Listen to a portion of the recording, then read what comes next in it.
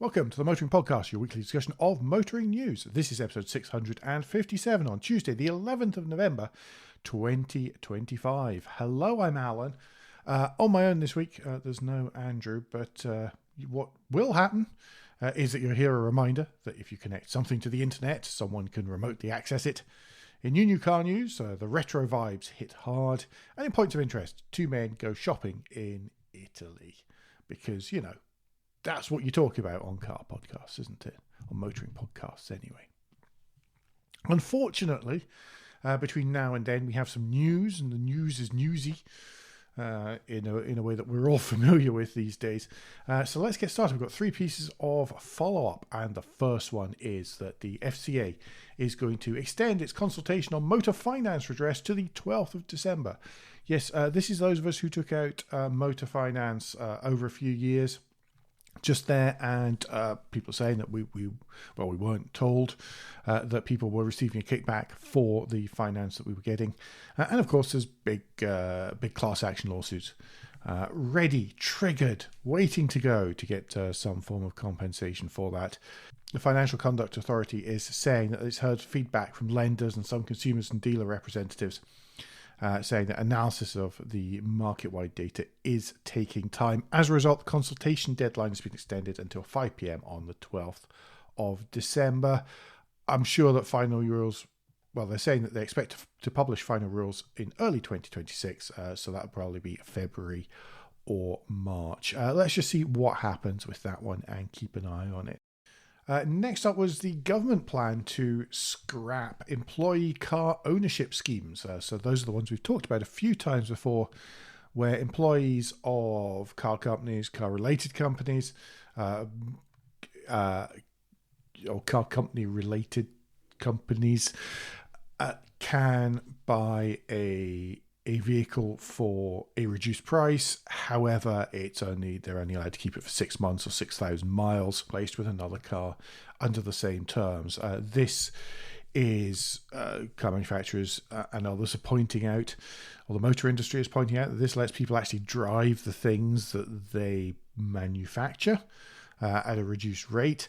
And it also means that the car manufacturers end up with a very good source of low mileage, very high quality cars for their approved used car side of their business as well. So it's very popular there.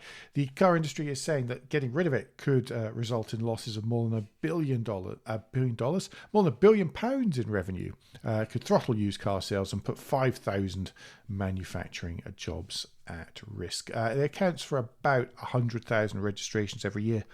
That's 5% of the annual new car market here in the UK. So it is pretty serious. The problem the government has with this is that people are buying the cars. They're not being provided as a company car. And as a result, they don't pay benefit in kind tax or any national insurance contributions on any of these things because the car is owned by the employee. It's not a company asset. It is the employee who's bought its asset.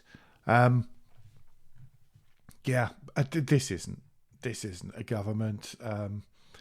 A government that's interested in keeping things affordable, where prices of everything go up. So why not just make it a little bit worse? I don't really understand who this is affecting or inconveniencing with the scheme just as it is. So yes, we'll see what happens with that. I don't have high hopes that they'll let it continue. It just isn't the way that the current UK government is or behaves. Last piece of follow-up. We talked the other week about Nexperia, the Dutch-owned, the Dutch chip company that is owned by a Chinese company that the Dutch government is attempting to nationalise and basically force it back from its owner, the Chinese company Wingtech. China has grown, and the Chinese government had then said, well, no, you can't export any of these chips. These chips are not for export anymore.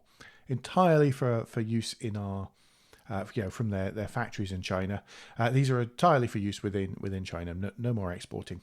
It now seems that they have granted an exemption to export controls for civilian applications. Nobody can quite work out what the non-civilian applications are, or at least don't know what the non-civilian applications of the chip are. But it's a great relief for car manufacturers across Europe, because it means that they will actually have components that they can put into cars, particularly Volkswagen and others. I'm sure that there will be a good couple of plane loads of chips making their way across to try to sort of make up for the lack and to keep the factories running. New news then, and it's it's second week of the month really. So it's time for the new car registration figures for October 2025. Yay, etc., etc., etc. New car market has risen 0.5% to 144,948 units. Battery electric cars specifically taking 25.4% of the market share. These numbers mean that the industry is anticipating that the overall number of registrations for 2025 will cross the 2 million unit mark, and that'll be the first time since about 2019. There is worry, though, that the whole employee car ownership scheme scrapping that we just talked about could show the market into decline, with all of the significant economic costs, as the SMMT put it, that comes with that. So as I said, of the 144,948 registrations in October 2025, battery electric vehicles made up 36,830 of those, or 23.6%. Petrol, it's not 23.6%. My apologies, 25.4%. It's up 23.6%. If you saw the graphics from the SMMT, you'd understand why it's hard to read them correctly as well. Petrol vehicles made up 44.4% of the market. Diesel vehicles made up 4.8% of the market. Hybrid electric vehicles are coming in at 13.3%, and plug-in hybrids are coming in at 12.1% of the registrations. Of those, 38.6% were registered to private individuals, 58.9% were registered to fleets, and businesses accounted for a mere 2.5% of that market share. We've been through the numbers. I mean, it's basically the same as 2024, but obviously the mix of motive power is slightly different. The top models for October come down as follows. Number 10, the Audi A3, 2,192 units registered. Number 9, the Vauxhall Corsa. Number 8, the Volkswagen Tiguan, with 2,380 units registered. Number 7, the Nissan Qashqai. Number 6, the Jaiku 7, 2,611 of those registered, which is believable given the number I see around here. Number 5 is the Nissan Juke. Number 4, the Volkswagen Golf, 2,621 units. Number 3, the Mini Cooper. Number 2, the Kia Sportage. And number 1, the Ford Puma, with 4,418 units registered. Everything's pretty much all bunched up together. There's under 500 units between sort of 10th and 3rd. That's the Mini Cooper there. It comes in at 2,653 units registered. The Sportage, 3,431, and then the Ford Puma, 4,418. So almost exactly 1,000 more Puma than Sportage. Quite a jump there. I'm sure there's some perfectly reasonable explanation for it. Yeah. Spreadsheet of doom and glory is mostly doom. Just here. So let's start at the top and run through that. I've got to do both, I'm afraid. DS down 84%. 14 DS registered last month. Fiat down 62%, Genesis down 64%, GWM down 61%, Honda down 45%, Ineos down 72%, Jaguar down 100%. That's not really a surprise, so no new Jaguars registered in the UK last month. 1,405 same time last year, by the way, if you wonder just how many fewer vehicles JLR are registering right now. Jeep down 51%, Lexus down 18%, Mercedes-Benz down 29%, MG down 20%, Peugeot down 27%, Porsche down 17%, Skoda down 15%, Subaru down 18%, Tesla down 47%, and other imports were down 44.96%. Far fewer numbers to read out on the greens. Cupra up 66.33%, Omoda up 141.61%, Polestar up 64%, Renault up 18%, Suzuki up 65%, and last but not least, Vauxhall up 24.24%. Of course, there are others that went up and others that went down as well, but they're outside the sort of 15% threshold that either way that we normally have. Curious one there was Ford, despite the 1,000 extra Pumas that got registered over anything else, their percentage change was they were only up 2.63% overall. That pretty much rounds it up, apart from Mike Hawes, the SMMT Chief Executive's statement. He's saying that the government has backed the UK automotive sector with EV incentives and global trade deals, helping drive growth and encourage decarbonisation. But scrapping ECOS would undermine that progress, penalising workers, reducing exchequer income, and putting green investment at risk. At a time when the budget should fuel growth, this measure will do the exact opposite. It's time for a rethink. So there we go. Next, we've got results through for the sort of Volkswagen subgroup, the brand group Progressive. So that's the Audi-led division that covers some of the luxury vehicles within the Volkswagen Group portfolio. So that's Lamborghini, Bentley, Audi, and Ducati. Bentley's profits plunged 62%. To 150 million euros or 101.3 million pounds in the last 9 months to the end of September. That cut the operating profit margin to 6.1%, according to the figures that have just been released. Sales were marginally down, just by 2% to 7,236 cars in that time. Lamborghini, however, fared better. Its operating profits were down 13% to 592 million euros or 521.8 million pounds.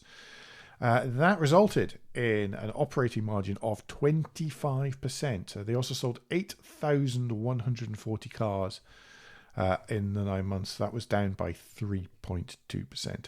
In fact, the only luxury automotive brand that did better by those measures by the Lamborghini was Ferrari, but BMW doesn't sort of split stuff out for Rolls-Royce, so nobody knows where they sit really. Lamborghini did incredibly well for the group. Audi itself posted a disappointing margin of just 1.8% according to this Autocar article. Lamborghini delivered 38% of the group's operating profit on less than 1% of its sales. Audi accounted for 52% of the profits, Bentley 7%, and Ducati just 3%. Nobody's really quite sure why Lamborghini's done so much better than Bentley across that period, but I was quite surprised actually by the number of Lamborghini that were sold in these numbers. Moving on, Caterham. There's been a change at the top of Caterham. Caterham CEO has stepped down in a sort of rather strange way, and it was kind of rumoured that he disappeared a couple of weeks ago, but it was only this week that it was mentioned.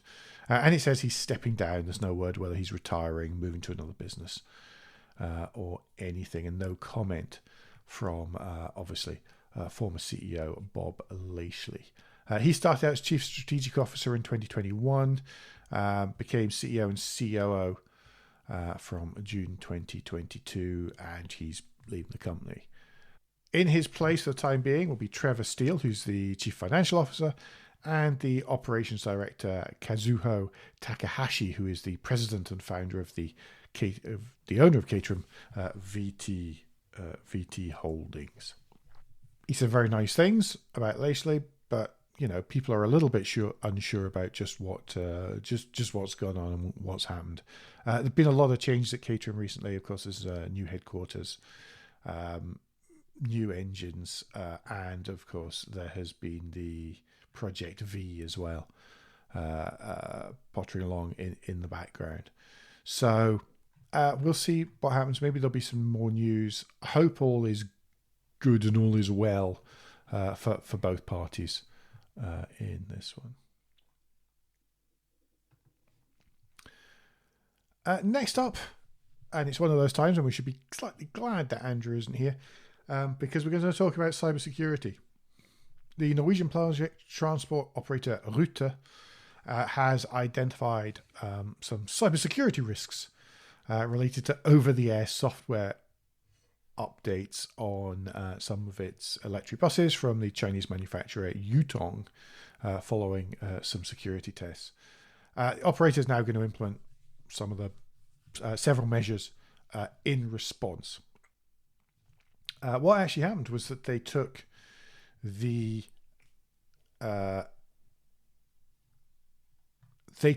one of the buses basically under a mountain so that there were no external signals, and they tried to work out just what was happening with in the software in the bus, and just what it was actually trying to connect to, and what information it was trying to exchange with wherever it connected to. And according to Rute, the digital access to control systems for software updates and diagnostics could, in theory, allow 850 Yutong buses to be manipulated remotely. It says here in this Electrive article that the operator's statement remains deliberately factual, simply noting that the Chinese manufacturer has digital access to the control systems for software updates and diagnostics. They also say, in theory, this could be exploited to influence the bus, and emphasises that the bus cameras aren't connected to the internet. There's no risk of image or video translation from the buses. They also noticed that the systems were barely integrated, meaning that none of this was concealed or anything very well, if at all, and that whilst Yutong could access the battery and power management systems via a Romanian SIM card, meaning that at least theoretically they could remotely disable a bus. It's quite possible. Any time that you've got these systems that provide over-the-air updates that affect your motive power and your just how your vehicle behaves, then you could absolutely, there is absolutely the chance that vehicles could be disabled on the go. But anyway, Rute has now worked out how they can implement proper security systems to protect them from hacking attempts. For example, they put in their own firewalls to protect against the hacking. They have discovered that actually they can pause over-the-air updates to the buses, so that lets them check and perform tests on any that are coming into the fleet and make sure that they're okay before then letting them run as well. So lots of good work there from Rute. just working out what happens, what gets exchanged. I do think that perhaps we should be a little bit more wary about some of our cars and over-the-air updates, because exactly the same challenges are just there. Denmark subsequently heard, and so they also are checking. Movia is the public transport group there. They are trying to work out. They are trying to work out what they can do about it. What worries me most, this is a second story from carscoops.com, is that the bus in the second picture down, its destination is the railway station I go to get to my office when I visit Denmark. So yeah, I really hope they fix those particular buses on a personal point. Yutong, by the way, has responded to this, and it says that it strictly complies with the applicable laws, regulations, and industry standards of the locations where its vehicles operate. And it does store its EU vehicle data within the EU at an AWS data center in Frankfurt. Nobody's allowed into it without customer authorization. It's encrypted and has access control, and they're making it very clear that they are as clear as they could. I mean, let's be honest, what they're talking about in Norway is not unreasonable if your vehicle can accept over-the-air updates. I just think maybe it's a case of making sure it's quite... they're very clear about what they're doing and how they're doing it.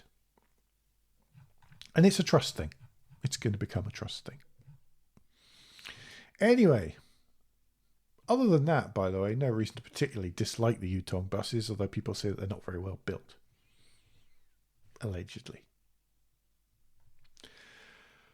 That brings us to the midpoint in the show, and I almost went tramping straight off into new car news there. But first of all, it's Guilt Minute, the quick break in the show where we ask for a tad of financial support to keep the lights on and the hosting running.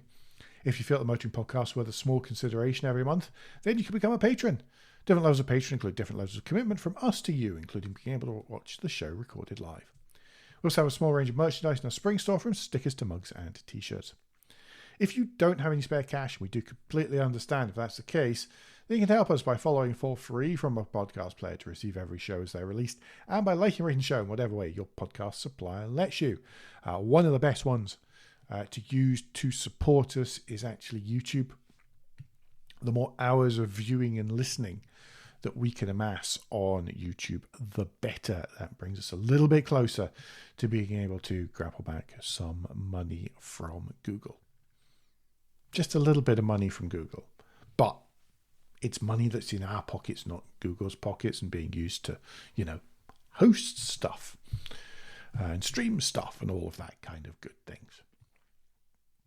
Anyway, if you've done all of that, and some of you do, so thank you so very much, then the last thing you can do is to recommend us to your friends or colleagues. New car news this week. We kick off with a very cool new car that isn't an SUV, and it's not Chinese, but it is electric, and that's pretty awesome. The 2026 Renault Twingo. It promises a 163-mile range and a sub £20,000 price. Renault is trying to go out there, and it's trying to go toe-to-toe with and basically revitalize the A segment, making sure that its electric offering is the same kind of price as things like the Kia Picanto, Igo, the Igo Cross and stuff, and that it's cute enough and it's smart enough that people would choose it, not because it's an electric car, but despite it being an electric car, which supposedly is one of the reasons people are buying the new 5 EV. It's got to come in below the price of the lowest 5, and it starts at £21,495. So hence the attempt to get a below £20,000 price point. The Twingo is super cute. It looks a lot like from the front, it looks a lot like the first generation. It has that same monospace, one box shape. The back looks much more like the second generation Twingo, which I thought was a bit of a cool looking thing as well. Lots and lots of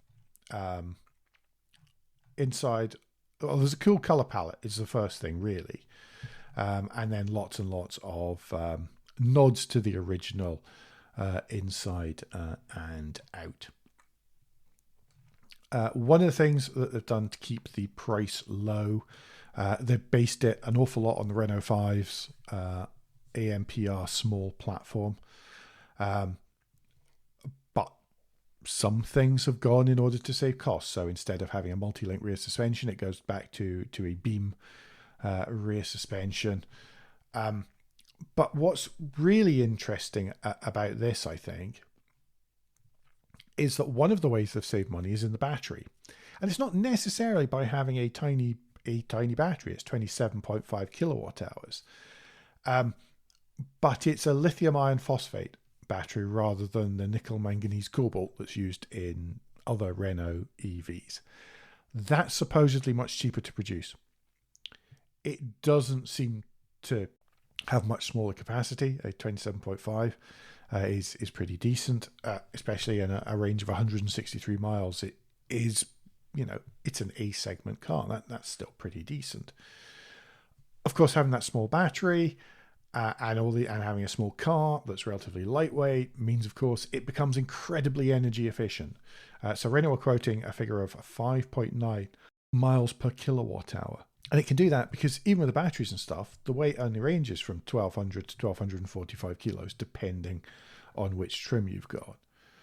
It can be charged up to 11 kilowatts on AC, 50 kilowatts on a DC rapid charger, giving you a 10 to 80% time of about half an hour.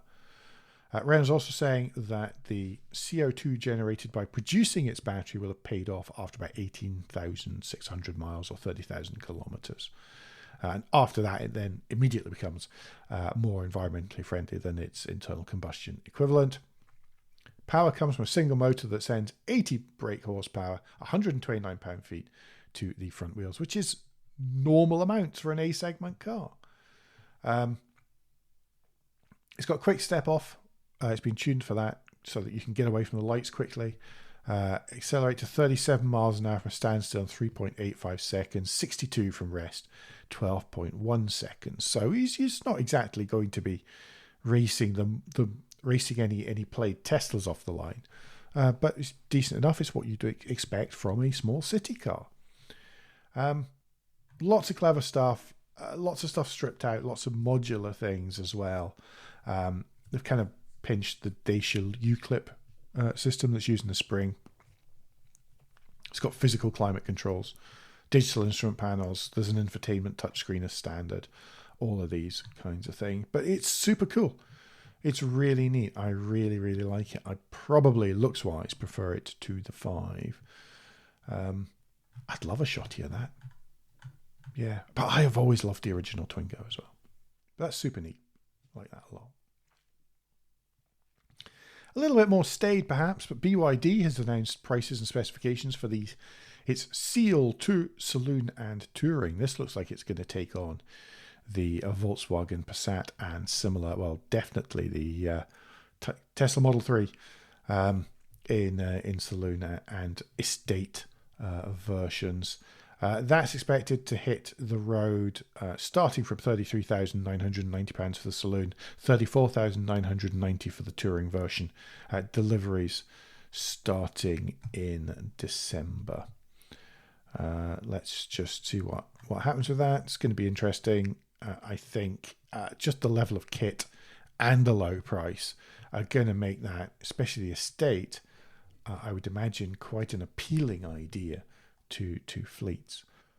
I've missed something there. What did I miss? No, I didn't. I didn't miss anything. Last thing we were going to cover in New Car News was actually some of the stuff from SEMA. So as a sort of bonus list of the week, there's 42 slides from Autocar of some of the best of SEMA It says, wild and wonderful machines for the SEMA Show 2025. Amazing concept cars, crazy custom trucks, and immaculate restorations to the spectacular automotive aftermarket show in Las Vegas. I had picked slide 45 of 42 in your handout, which is a 1990 Nissan Patrol, which is not exactly standard. It's under the bonnet is a Nissan TB48 4.8 litre inline 6 engine. This one has Garrett turbochargers and it's putting out about 1,000 horsepower. Nismo custom wheels, 17-inch axis beadlocks with 35-inch Yokohama Geolanders. Great Mobile One livery, Holly Retrobrite LED headlamps, Recaro Sportster seats. It just looks really, really cool. I like it a lot. More so than maybe some of the lifted trucks. But no, there's lots of rather cool stuff hanging around there. Do have a look through. SEMA looks like it's one heck of a show. Supposedly you can do an awful lot of steps when you're at SEMA. But have a little bit look through. Choose your favorite and let us know what it is via the socials, which we'll give you at the end of the show. Lunchtime read. Finally, I know that was a kind of false start, but this is actually the beginning of points of interest. Lunchtime read is very much lunchtime watch this week.